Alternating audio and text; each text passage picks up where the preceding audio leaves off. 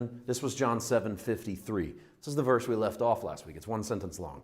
And everyone went to his own house. This is a text that basically closes out the preceding story. And the preceding story is where Jesus has been rejected by the authorities. It's that wild and crazy and chaotic 7th chapter of people accusing Jesus and Jesus defending himself. And then he goes to the Feast of Tabernacles and any man's thirsty, come drink, all of those, all of that back and forth, a lot of conversations, there's a lot of grenades being volleyed at Jesus verbally, a lot of accusations. They say he's demon possessed. They say he's out of his mind.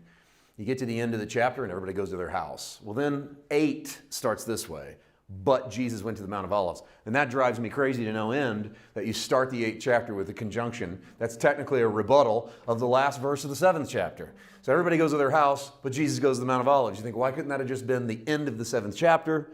Right there, or you start chapter 8 with, and everyone went to his house, but you don't want to start 8 with, and everyone went to his house, and so it's chaos, and it frustrates me.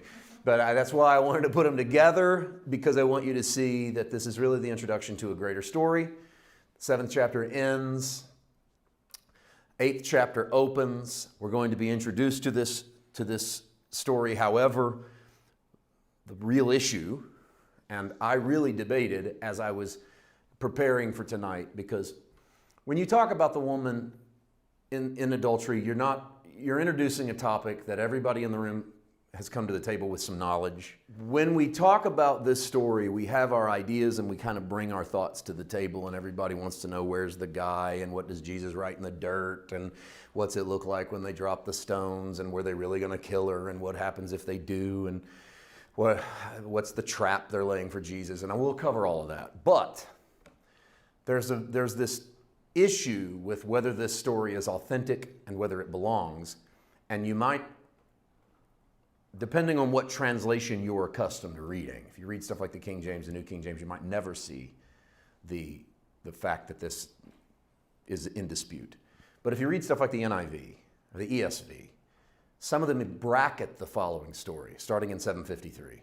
Some of them will run into your margins or into the bottom of your text, depending on the author, and say something like, this story from 753 to 811 does not appear in the oldest Greek manuscripts. That's almost verbatim of what you will hear in regards to this story.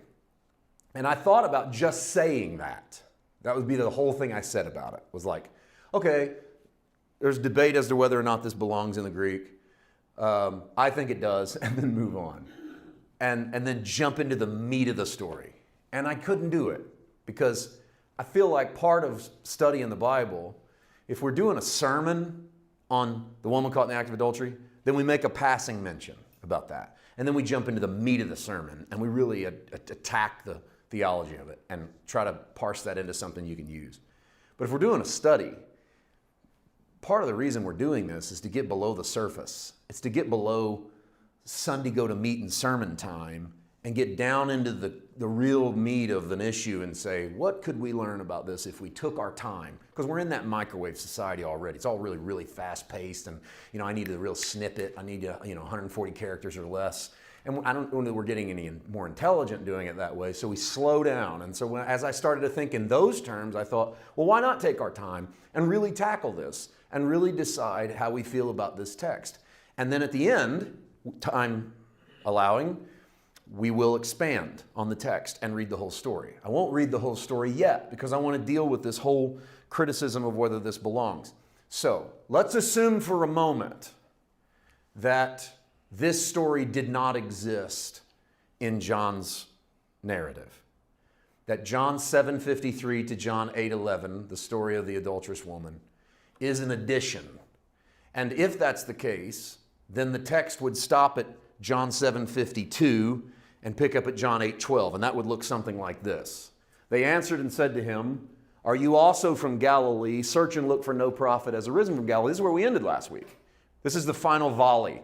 This is them saying, nobody comes out of Galilee that's a prophet, and we showed you that that was actually wrong because Isaiah does prophesy that a prophet comes out of Galilee. If the woman caught in the act of adultery is an addition that doesn't belong in the text, the next moment in which the oldest Greek manuscript picks up is John 8:12. Then Jesus spoke to them again, saying, I'm the light of the world.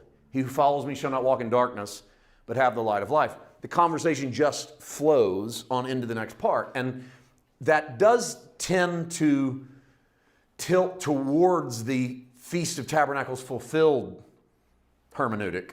Remember what we said about the Feast of Tabernacles. It's in the fall. It celebrates the end of the harvest, but it signifies the end of rain and the end of the sun, because the days are going to be shorter. The weather's going to be drier. We're not going to get the rainfall.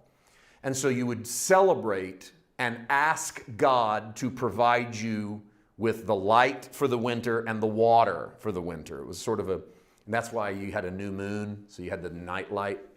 And Jesus in John 7 comes into the temple and says, if any man's thirsty, come to me. He stands up and screams it. We dealt with that the last couple of weeks. And he yells that if you're thirsty, come to me and drink, and you can have the waters of life freely. And then 8:12, I'm the light of the world. So there's the end of the water, end of the sun. And Jesus says, I'm the new water, I'm the new sun. So without the adulterous woman story, the story does flow into the water light motif that the Feast of Tabernacles seems to be celebrating.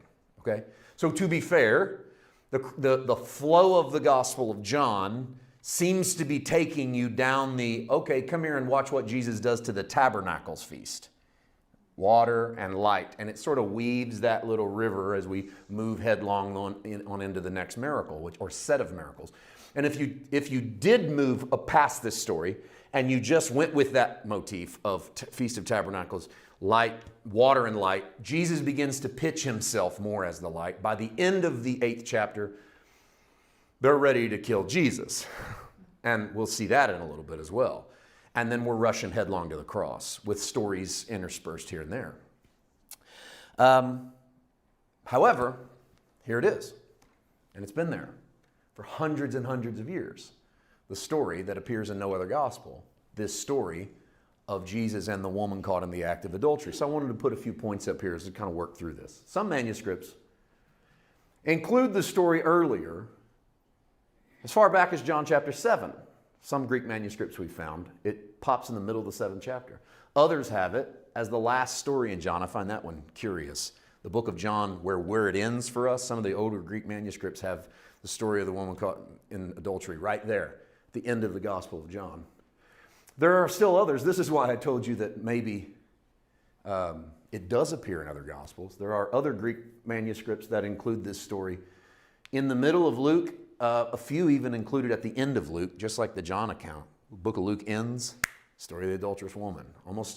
It appears in both the Luke and the John Greek manuscripts as a tack on to the end of the gospel by some scribe who wanted the story in there but stuck it at the end of the book. Over 900 Greek manuscripts.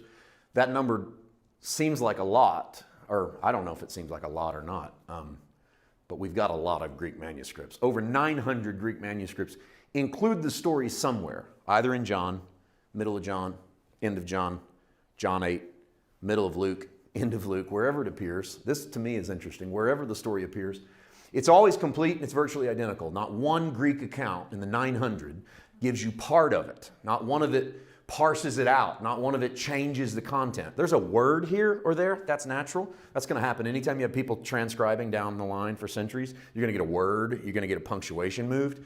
But 900 Greek copies, and every story that time it pops up, the story is the same, which kind of tells us that there's something to that fact that story exists across culture or across time.